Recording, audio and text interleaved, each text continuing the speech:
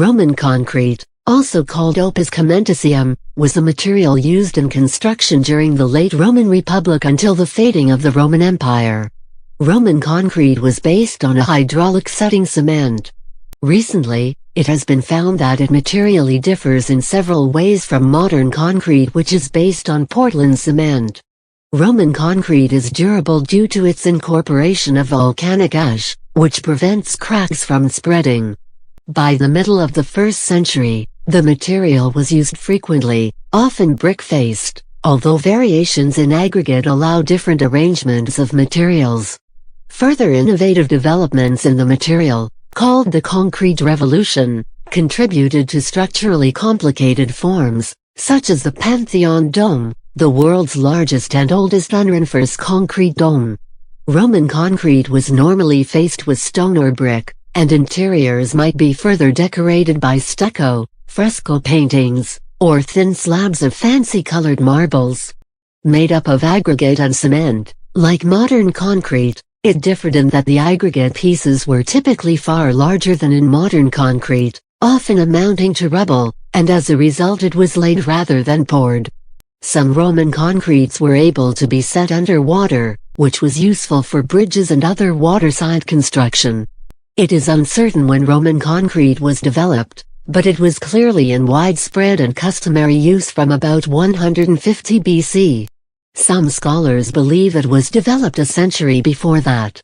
Roman concrete, like any concrete, consists of an aggregate and hydraulic mortar, a binder mixed with water that hardens over time. The aggregate varied, and included pieces of rock, ceramic tile, and brick rubble from the remains of previously demolished buildings. Reinforcing elements, such as steel rebar, were not used. Gypsum and lime were used as binders. Volcanic dusts, called pozzolana or pit sand, were favored where they could be obtained. Pozzolana makes the concrete more resistant to salt water than modern-day concrete. The pozzolanic mortar used had a high content of alumina and silica. Tuff was often used as an aggregate.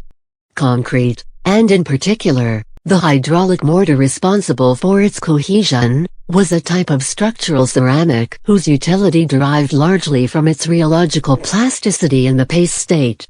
The setting and hardening of hydraulic cements derived from hydration of materials and the subsequent chemical and physical interaction of these hydration products. This differed from the setting of slaked lime mortars, the most common cements of the pre-Roman world. Once set, Roman concrete exhibited little plasticity, although it retained some resistance to tensile stresses. The setting of pozzolanic cements has much in common with setting of their modern counterpart, Portland cement. The high silica composition of Roman pozzolana cements is very close to that of modern cement, to which blast furnace slag, fly ash, or silica fume have been added. Compressive strengths for modern Portland cements are typically at the 50 megapascal level and have improved almost tenfold since 1860. There are no comparable mechanical data for ancient mortars, although some information about tensile strength may be inferred from the cracking of Roman concrete domes. These tensile strengths vary substantially from the water/cement ratio used in the initial mix. At present, there is no way of ascertaining what water/cement ratios the Romans used, nor are there extensive data for the effects of this ratio on the strengths of pozzolanic cements. For an environment as prone to earthquakes as the Italian peninsula, interruptions and internal constructions within walls and domes created discontinuities in the concrete mass. Portions of the building could then shift slightly when there was movement of the earth to accommodate such stresses, enhancing the overall strength of the structure. It was in this sense that bricks and concrete were flexible. It may have been precisely for this reason that, although many buildings sustained serious cracking from a variety of causes, they continue to stand to this day. Another technology used to improve the strength and stability of concrete was its gradation in domes. One example is the Pantheon, where the aggregate of the upper dome region consists of alternating layers of light tuff and pumice, giving the concrete a density of 1,350 kg/m3. The foundation of the structure used travertine as an aggregate, having a much higher density of 2,200 kg/m3. Recent scientific breakthroughs examining Roman concrete are gathering media and industry attention. Because of its unusual durability, longevity and lessened environmental footprint, corporations and municipalities are starting to explore the use of Roman-style concrete in North America, substituting the volcanic ash with coal fly ash that has similar properties.